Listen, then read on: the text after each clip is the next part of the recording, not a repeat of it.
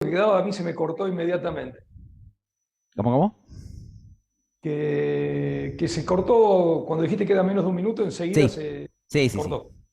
sí. Eh, bueno, esperamos que se vuelvan a conectar, ¿no? Dale un poquito. Así.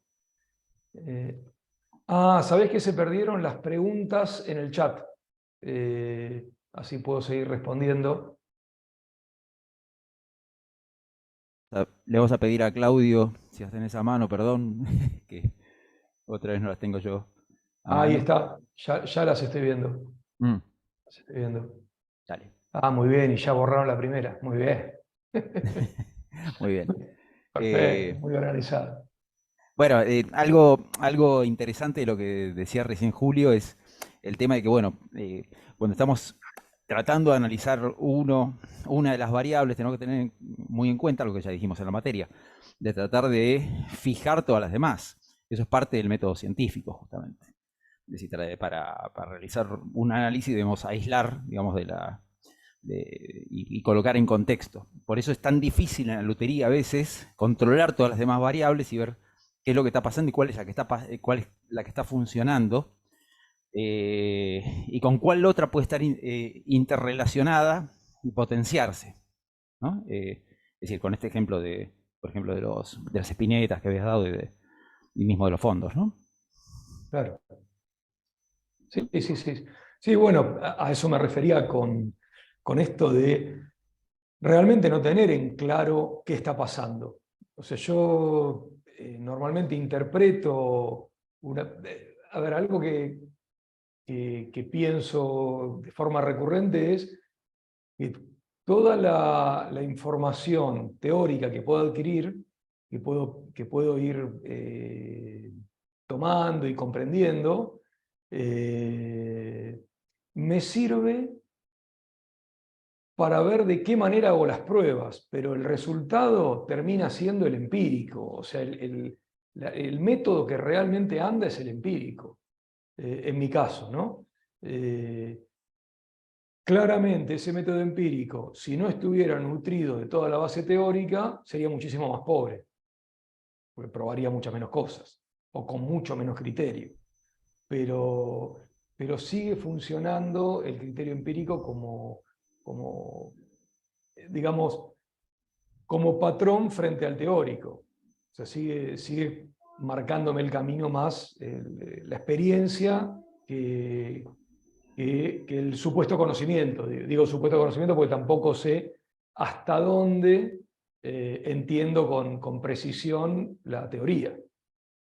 Sí, algo justamente que decimos que a veces la teoría te sirve más para ver por dónde no ir que por resolver algo muy Sí, puntual, ¿no? claro. Si podemos seguir con las preguntas, así Sí, por tenemos un supuesto. poquito de... Eh, bueno, ¿qué pegamentos prefiero y por qué? Hice muchísimas pruebas con pegamentos. He hecho cursos de adhesivos industriales. Me interesa muchísimo el tema y la respuesta es muy simple. Eh, Uso resina alifática, Titebond, Titebond. Eh, el original para toda la guitarra.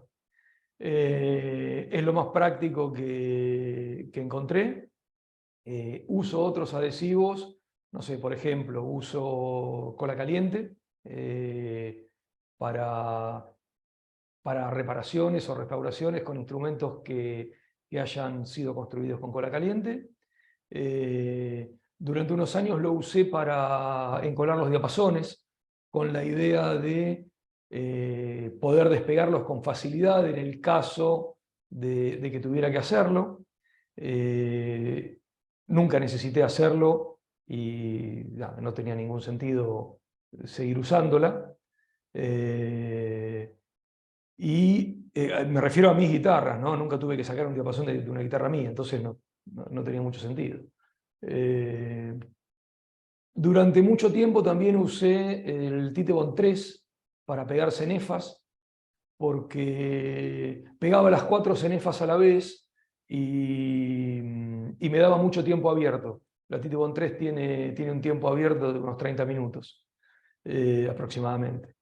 Y bueno, no tardaba tanto, pero necesitaba más tiempo del habitual. Después me di cuenta que no tenía ningún sentido pegar las 4 a la vez, pego de a menos, la pego más tranquilo, y nada, y uso la misma cola. Y en muchas ocasiones uso cianocrilato en distintas densidades, pero más que nada para pequeños trabajos de reparación o correcciones pequeñas. No para parte de la construcción. Reparación por ahí en la misma construcción, ¿no? Digo, en algún trabajo en donde me conviene, no sé, por ejemplo, el rellenado de poros antes de ilustrar, de alguna situación, por ahí armo relleno algún poro con polvillo de la misma madera y algo de ciano, para ese tipo de cuestiones. Eso es lo que uso en general. La siguiente pregunta. ¿Cómo confeccionar los modos? Están todos leyendo la pregunta, ¿no? Digo, o prefieren que la lea. Mejor léela, sí. Ok, ok. ¿Puede explicar cómo tener en cuenta a la hora de confeccionar la tapa los modos de vibración en relación a espesores de tapa armónica, espinetas y barras armónicas para acercar al sonido que uno buscase? Es complicada la respuesta de esta pregunta. Yo básicamente pienso en, digamos, yo cuando trabajo en la tapa, no pienso estrictamente en qué modo de vibración va a estar actuando. A ver, la situación es así. Yo comencé a hacer guitarras sin saber lo que era un modo de vibración, ¿sí? Yo empecé haciendo instrumentos, replicando el trabajo que ya existía, inclusive replicando diseños ya existentes, y después me enteré que existían distintos modos de vibración y que había una base teórica en todo eso que yo hacía, ¿sí? Entonces, nunca empecé al revés, nunca empecé pensando cómo controlar un modo de vibración para diseñar una tapa o lo que fuera. Es más, yo fui de a poco modificando los diseños que conocía tradicionales. Yo empecé construyendo con un diseño que estaba basado en un diseño de Ramírez y un diseño asimétrico. Entonces, toda mi primera etapa de construcción fue, digamos, de diseño de abanicos, fue en la modificación de ese abanico. O sea que hice abanicos asimétricos durante un montón de años. Y actualmente no, actualmente los que hago son simétricos, ¿sí? Y actualmente pienso las tapas como básicamente en 3 grandes rangos de frecuencias, ¿sí? Los bajos, los medios, los agudos, y según lo que quiero refuerzo eso. En realidad nunca refuerzo, sabrán que lo que hacemos es limitar el resto. Es decir, cuando yo digo le voy a reforzar los graves a esta guitarra, lo único que hago es reducirle los agudos y parte de los medios para que los graves se escuchen más. O sea, no puedo sumar información sino quitar. Elijo que quitar para que la percepción de lo que se escuche sea que aumentó lo que no quité. ¿Sí? Entonces, ¿cómo? O sea, la verdad que la respuesta a esta pregunta sería que yo no confecciono los modos de vibración de una tapa de forma consciente. Por supuesto que sí hago pequeñas cosas como trabajo con espesores irregulares, entonces el primer modo de vibración lo refuerzo disminuyendo el espesor en la periferia de la tapa, para que el primer modo actúe más libremente, ¿sí? Tenga mayor amplitud. Esa es una de las cosas que hago. Otra situación, por ejemplo, yo uso una espineta central que originalmente fue diseñada, pensada y aplicada como tapa junta de la unión de tapa, y no como un en el segundo modo de vibración, ¿sí? Pero actúa de esa manera, ¿sí? Y la espineta central que coloco es la más resistente de todas las que uso. O sea que ayudo a ese segundo modo de vibración con esa espineta. Pero repito esto, arranqué con que eso era un refuerzo para la Junta, no al revés. Y creo que la función fundamental es la estructural, es la que no se nos deforme la tapa, que no se nos deforme en un punto que las cuerdas queden tan altas que no sean tocables. Una leve deformación de tapa, esa famosa S que se hace, digamos, inflando la tapa por detrás del puente y rebajándola por delante, si es muy pequeña, me parece normal. No le veo problema. El único problema que podría tener es estético, pero hablo de algo muy sutil que ni siquiera genera un problema estético. No sé si respondí la pregunta, la verdad es que por ahí es demasiado completa y requiere un análisis más profundo y una respuesta más analizada, pero bueno, creo que conté varias cosas. No sé si está presente quien hizo la pregunta y quiere aclarar algo que pueda yo mejorar mi respuesta. Hola Julio, no, está perfecto. Me quedó claro, sobre todo cuando hablaste de reducir el espesor en la periferia, que igualmente más adelante en las otras preguntas vas a leer una pregunta que vas a ver qué tiene que ver con esto, que es el caso totalmente contrario a adelgazar las tapas en esa zona. Pero bueno, Okay. después. Dale, ya profundizamos entonces. Bueno, ¿cuál sería el módulo de flexión óptimo en una tapa armónica y en un fondo? ¿Cómo podría expresarlo? Bueno, básicamente no puedo expresarlo. No puedo expresarlo porque nunca me preocupé por medirlo, por cuantificarlo, me refiero, no por medirlo. Sí lo mido, pero no lo cuantifico. O sea, no tengo un valor, no tengo un número que pueda decir. Digo, vuelvo a la misma situación de antes. Yo sé que estoy midiendo el módulo de Young, o sea, el módulo de elasticidad, pero en realidad lo que yo hago es esfuerzo con los dedos y lo que hago es percibir la flexión y la referencia es mi memoria. Entonces no tengo un dato que pudiera pasar en ese sentido. Es posible medir el módulo de elasticidad. Estoy absolutamente seguro que es mucho más complejo que agarrar una tapa y hacer esto, ¿sí? Entonces, ¿cómo me alcanza con medir una tapa con los pulgares y seguir rebajando hasta que llegue a la resistencia que yo necesito para lograr la flexión que estoy buscando? Directamente no lo mido, ¿sí? Lo siento de alguna forma. No, lo siento no desde el punto de vista, a ver, ¿cómo decirlo? No es una cuestión romántica, no es que lo percibo en mi alma. No, lo siento con los dedos, lo mido. O sea, se pone más duro, más blanda la tapa según cómo trabajo, por el tamaño de las espinetas y demás. Y de vuelta, si bien los espesores de tapa los hago antes de pegar el resto de las estructuras, lo pienso como una sola situación. Y cuando trabajo espinetas, y muchas veces he terminado los espesores con las espinetas ya pegadas, muchas veces he terminado los espesores con las guitarras ya terminadas, o sea, trabajando desde afuera. Y por suerte no con guitarras ya lustradas, ¿no? Pero si tuviera que hacerlo, lo haría.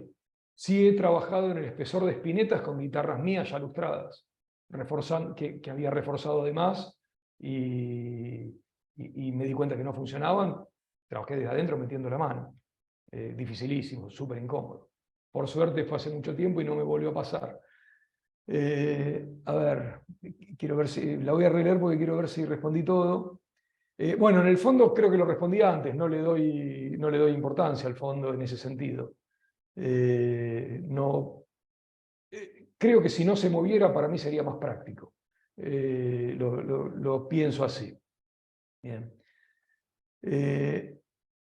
Acá hay otra pregunta que dice si puedo explicar la diferencia entre un espinetado simétrico y uno asimétrico y la justificación Julio, de cada perdón, uno. Sí, te sí, interrumpo un decime, segundo con lo anterior. Me decime. quedó una duda.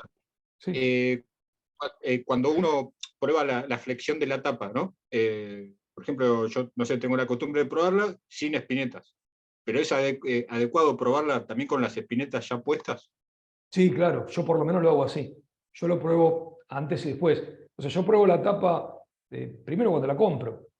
Eh, hace muchos años que ya no tengo la posibilidad de ir y probar, no tengo la posibilidad, no estoy diciendo mal. Yo hace muchos años que ya compro tapas que me vienen de afuera en cantidad, entonces no las mido acá. Bueno, ahora hace unos años apareció un nuevo proveedor que trae tapas de alta calidad y sí, por ahí las pruebo. Pero la verdad es que cuando compro, elijo las tapas que me gustan y las guardo. Yo las uso actualmente después de 15 años de haberlas estacionado en mi taller. Siempre, obviamente cuando comencé no era posible, pero siempre compré bastante más cantidad de la que estaba necesitando para poder estacionarla e ir aumentando el tiempo estacionado. Y hoy trabajo con un mínimo de 15 años, tengo tapas de bastantes años más. Entonces, ya cuando las compré, ni sé qué compré. Y no me preocupa mucho. Cuando repongo material, a veces repongo comprando por internet, o sea que ni las pruebo, pero si no las probaría. Sí, cuando las recibo, por supuesto las selecciono y las clasifico yo de acuerdo a mi percepción. Después confecciono la tapa, trabajo espesores, probándola, pego y tallo las espinetas, probándola todo el tiempo, cierro el instrumento y sigo probando la flexión de tapa. Incluso si cuando alguien me trae un instrumento, no sé, un alumno me dice, mira, hice esto, qué sé yo. Por ahí no lo hizo en clase, sino un ex alumno que viene y me dice, mira lo que hice y me muestra una guitarra terminada. Y lo primero que hago es mido la flexión de la tapa. Y realmente he logrado desarrollar no sé, una habilidad en la cual yo puedo medir y saber cómo suena la guitarra. Y no le pifio. No, realmente lo que percibo con los dedos es después lo que escucho. Así que sí, la mido todo el tiempo. Bueno, paso a la siguiente pregunta. Sí, Un detalle solamente sobre esto, una aclaración. Con relación a la flexibilidad, esa medición que haces, digamos, con los dedos de la sensibilidad, de la flexibilidad de la tapa, digamos, el índice de flexibilidad, para llamarlo de una manera, ¿vale de manera semejante para un abeto que para un cedro, que para un marupá? O para cada tipo de madera el nivel de flexibilidad que necesitas alcanzar es específico de cada una? bien. Es clarísima la pregunta. No vale para todos lo mismo. Son materiales distintos que van a responder de forma distinta. ¿Sí? Esa elasticidad, ¿sí? Esa medición de elasticidad es uno de los parámetros. Yo puedo lograr con dos maderas distintas la misma elasticidad con distinta masa, por ejemplo. ¿Sí? Entonces el resultado va a ser diferente. Por eso, nada, es la tapa que tengo. Y de acuerdo a cómo sea la tapa, voy a ir buscando. Ni siquiera vale para dos abetos. O sea, la misma medición, porque los dos abetos van a ser distintos. Pero si dejo de ser estricto, te diría que el método es exactamente el mismo para cualquier madera. Realmente no tengo experiencia en maderas muy fuera de lo convencional en construcción de guitarras. No sé, nunca hice una tapa con marupá. No lo haría, o sea, no lo aprobaría directamente.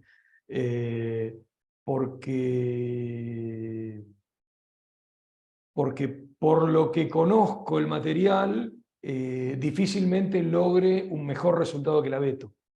Entonces, no tendría sentido para mí utilizarlo. No, o sea, lo utilizaría exclusivamente si no tuviera abeto a disposición. Abeto, cedro no sé. Hay muchas especies, muchas coníferas diferentes que pueden ser utilizadas, entonces las priorizaría, ¿no? Bueno, ahora sí paso a lo del abanico simétrico. Lo primero que digo es, hice durante muchos años abanicos asimétricos, actualmente hago abanicos simétricos. El principal motivo por el cual lo cambié es que cambié la manera de entender cómo funcionaba una tapa. Yo leí y digamos, me refiero específicamente a muchos libros en los cuales aparece aclarado que hay un lado de graves y un lado de agudos, ¿sí? Hay planos en donde te dice treble size, ¿sí? Bass side, digamos, el lado de los agudos, el lado de los graves. Y eso yo hoy lo considero erróneo y no lo pienso más así. O sea, yo lo pensaba de esa forma porque había aprendido que era así. Y básicamente lo que estoy diciendo es, muchos autores dicen que del lado donde vos atás las cuerdas graves es el lado de los graves, el lado donde atás las cuerdas agudas es el lado de los agudos, y si le haces la guitarra a un zurdo deberías invertir el abanico. ¿Sí? Y por ejemplo, cuando uno tiene una primera aproximación de cómo funcionan los modos de vibración de una placa, enseguida eliminás esa situación de que los graves suenan de este lado y los agudos de este lado. ¿Sí? Entonces, para mí el abanico asimétrico no tiene sentido, no puedo justificarlo. Trabajo con abanicos simétricos. Y por otro lado, desde el control, ¿sí? Siempre es más fácil controlar algo homogéneo y simétrico que algo asimétrico, ¿no? Entonces siento tener más control de lo que estoy haciendo con un abanico simétrico. Bien, la siguiente es... Voy rápido para tratar de responder todas las preguntas, ¿sí? ¿Podría explicar el funcionamiento de la guitarra de Daniel Friedrich? Ojalá. Quien al contrario que la mayoría da menor espesor a la zona del puente y mayor espesor a la periferia del lóbulo inferior, y un lóbulo superior de mayor espesor y con barras altas y bastante refuerzo. Y por otra parte, lejos de adelgazar los aros, los refuerza y los deja en un total de 4 milímetros. Ok, voy a responder dividiendo las preguntas, las partes de la pregunta. Conceptualmente, el trabajo que hace Friedrich, que hacía Friedrich, no es diferente al trabajo más tradicional, llamémoslo al que hacía Torres, ¿sí? Conceptualmente, digo. Lo que cambia son las herramientas. Es decir, Torres hacía una tapa en donde fortalecía, con espesor me refiero, ¿no? Fortalecía el centro del lóbulo inferior y debilitaba la periferia del lóbulo inferior. Y Friedrich hace exactamente lo contrario. Pero la estructura de los abanicos de Torres y Friedrich compensan esa situación. Entonces, el primer modo de vibración en una Friedrich sigue siendo el modo 1 en donde trabaja la tapa completa. ¿Sí? No cambia, para mí no cambia conceptualmente la tapa. Son otras herramientas para lograr lo mismo es imposible, ¿no? Digo, cuando me refiero a que es imposible es, si a mí me piden que haga una réplica de una guitarra mía, yo no puedo. Y supuestamente sería el más indicado para hacerlo. Entonces, es imposible que haya dos guitarras que logren lo mismo. Yo no conozco al menos dos guitarras que suenen exactamente igual. O sea, Friedrich no suena como Torres, ni Torres suena como Torres. O sea, cada torre suena diferente. Entonces, tampoco podría identificar el sonido específico de Friedrich. Aclaración de todo esto que digo, Friedrich sí, yo diría que sí, que es posiblemente el luthier al cual he admirado y estudiado, ¿sí? O sea, no estoy hablando de alguien que no conozco lo que hace. Y Torres también, ¿no? Torres también lo he estudiado mucho.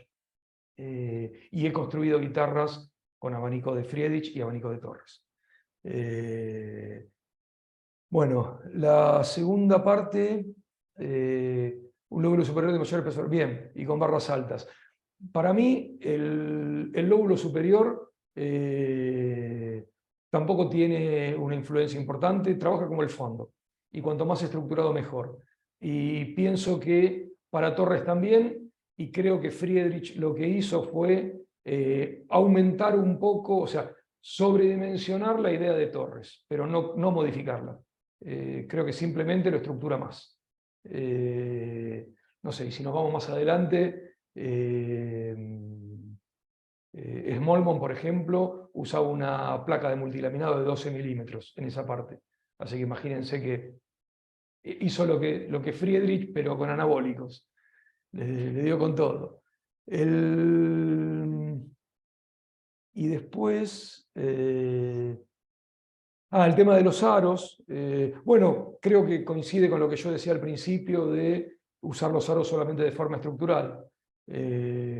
Unos aros de 4 milímetros son por lo menos el doble de grueso de prácticamente la mayor cantidad de guitarras construidas en España, al menos, ¿no? Donde rara vez superan los 2 milímetros.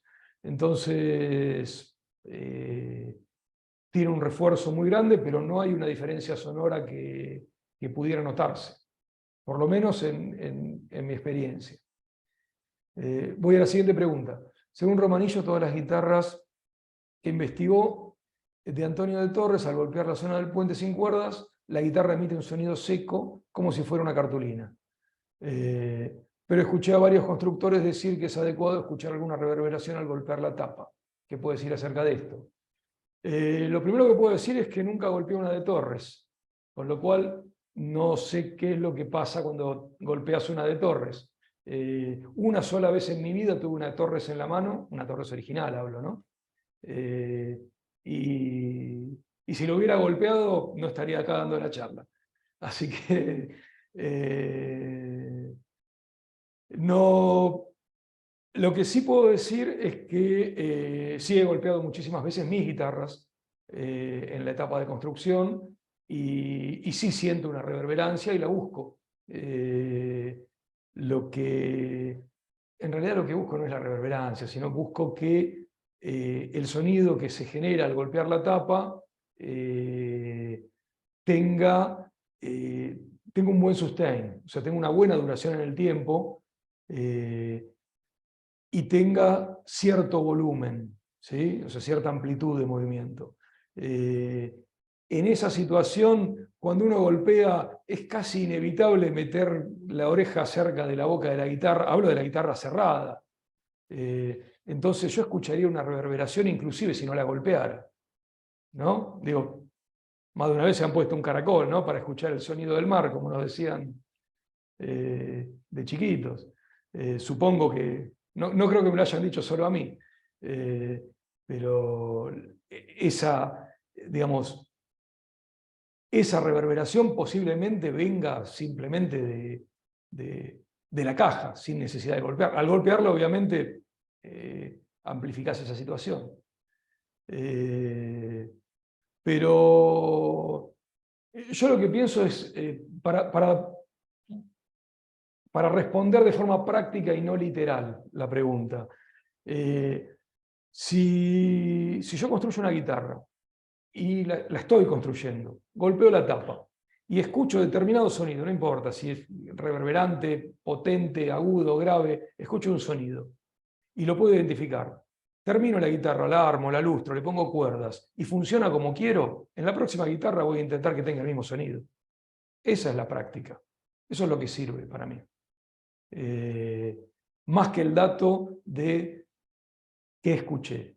Si yo tuviera una fábrica con 50 operarios y posiblemente tomaría una medición de eso, o sea, digamos, analizaría con algún analizador de espectros o algo, analizaría qué es lo que está sonando en ese punto en las guitarras que andan bien. Entonces, cuando tuviera que decirle a la gente que no está preparada para hacer guitarra, pero está construyendo guitarras conmigo, bueno, acerquen la caja a ese micrófono, golpéenla y hasta que no dé determinado resultado, no paren de lijar. O sea, me serviría para eso. Pero en la práctica de taller, si lo que funciona lo replico, va a seguir funcionando. Básicamente eso es lo que hago. Y como recomendación a los que estén construyendo o empezando a construir, es primero intenten replicar los éxitos. ¿Sí? Digamos, si lograron algo y funciona, no intenten modificarlo, no intenten mejorarlo inmediatamente. Intenten replicarlo a ver si pueden. Intenten mantener un estándar de calidad. Cuando hagan 5 o 6 guitarras con el mismo nivel, intenten mejorarlo.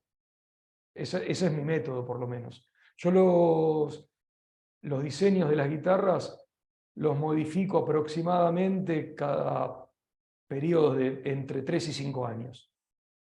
Porque es lo que demoro en confirmar que realmente funcionan bien. Cuando logro que anden bien, los empiezo a toquetear para tratar de mejorarlos. Y siempre que hago eso, modifico un solo parámetro a la vez. De los que tengo conciencia. Los que modifico sin saber, no sé. Pero de los que tengo conciencia, modifico uno solo a la vez. Julio, están quedando 7 minutos. No sé si da para una más, para una ronda más, o si apuramos. Creo que vos estás con una clase pronto, ¿no? No, puedo. Si querés, hacemos otra. Si están todos de acuerdo. Porque la verdad que respondí muy pocas preguntas, así que veo que hay varias. Sigo, trato de meterle un poquito más de velocidad. Me gustó lo de la comparación de la Torres con una tapa de cartulina. No sé si a Torres le gustó eso, pero bueno. No sé si a Torres le gustaría haberlo escuchado. Pero bueno. No, Julio, igual eso lo leí.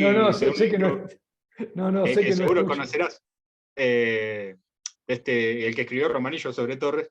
Sí, y bueno, me llamó la atención cuando dijo eso, porque a mí por intuición me parecía mejor algo reverberante, digamos, pero no sé, o sea, qué sé yo.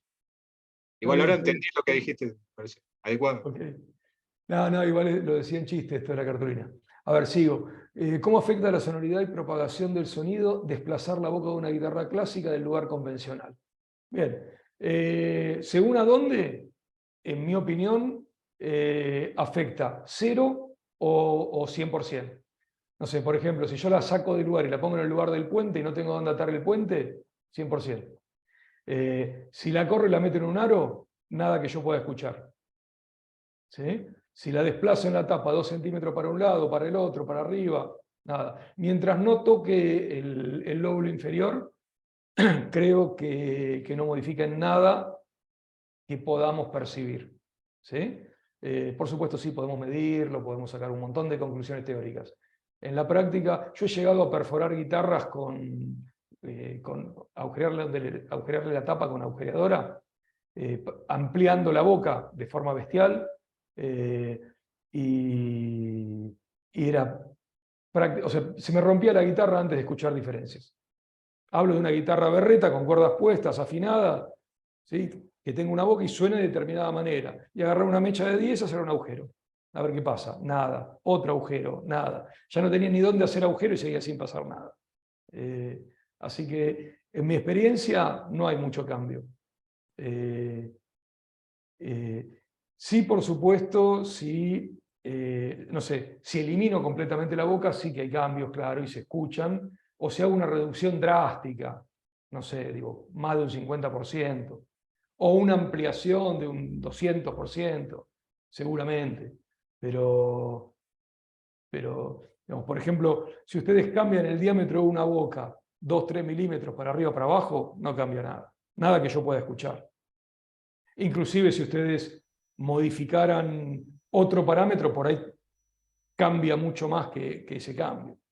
En la teoría lo que comprendo es que si vos tenés un volumen de aire dentro de la caja, una superficie de salida y un espesor de cuello o pared de esa salida, de esa boca, y esa proporción funciona, si vos repartís esa proporción de otra manera, pero la mantenés, sigue funcionando. ¿Sí? Digo, si yo voy a ser bestial, pero si tengo una boca de 10 milímetros y elijo hacer circular, ¿no? Y elijo hacer de diámetro, 2 bocas de 5 de diámetro, funciona igual. En teoría. Y después, si nos ponemos a medir cuestiones muy finas, posiblemente haya variables, pero si lo escuchamos no se nota. Sí, hay un punto ahí para ligar con algo de la materia, que a veces uno puede encontrarse con material teórico, estudiado, papers, me refiero, a que dicen medir ciertas circunstancias que después en la práctica resultan irrelevantes. O bien porque son solapadas por otros elementos, o bien porque ese elemento en sí no tenía el rango de magnitud en la resultante sonora que nosotros creímos haberle otorgado. A veces, digamos, los científicos hacen trabajos o papers sobre cosas muy específicas porque tienen que hacer algún trabajo muy específico y no necesariamente porque eso esté demostrando algo. Eso lo quiero aclarar como cosa general cuando uno se empieza a meter mucho en la materia de acústica y empezar a estudiar papers y bueno, puede pasar algo como esto. Totalmente, Ángel. Y aparte, agrego, a veces hacen investigaciones para comprobar que la premisa que tenían no era correcta. Pero esto es real. O sea, yo estoy actualmente participando en un proyecto de un doctorado en el cual el doctorando, digamos, que está haciendo la tesis, ya sabe que el resultado que él propuso no anda. ¿Sí? Pero lo que tiene que hacer es justificarlo. Justificar que no anda. ¿Sí? Pero todos sabemos que no anda. Es parte de la construcción del conocimiento científico, eso. Sí, Tal cual, sí, sí, ni sí, más ni sí. menos. Y dijiste algo en algún momento que, bueno, es que se me fue ahora. Si vuelve, hago el comentario. Pero reforzaba la idea que acabas de dar. Bueno, sigo, así no perdemos tiempo. ¿Qué modificaciones en el diseño, si las hubiera, podrían compensar o neutralizar los efectos acústicos de dicho cambio? Bueno, creo que ya está respondido eso. ¿Cómo afecta prolongar el diapasón en las 3 primeras cuerdas sobre la boca de la guitarra? Si no se te cae la púa adentro, nada. No, creo que no afecta en nada que podamos escuchar. Porque justamente lo que hace es tapar levemente, o sea, reducir levemente esa boca. No, y si supongamos que si quisiéramos mantener todo eso, podríamos extender el diapasón y ampliar levemente la boca para recuperar la superficie perdida y listo. ¿Cómo afecta la reducción de la caja con el corte del cutaway? Ahí la verdad que si yo lo pienso desde lo teórico, podría responder, sí, claro, estás cambiando el volumen de aire dentro de la caja. El volumen en cuanto a magnitud, a cantidad de aire. Cosa que perfectamente podría compensar agregándole unos milímetros al espesor de los aros y listo. Pero en guitarras del mismo, digamos, del mismo tamaño de aros y mismas dimensiones de caja, con y sin cutaway, las diferencias no son notables. El mejor ejemplo, métanle un par de medias a una guitarra en la puntita ahí, simulando el cutaway y listo. Digo, un par de medias para no tomarse el laburo de armar un cutaway simulado.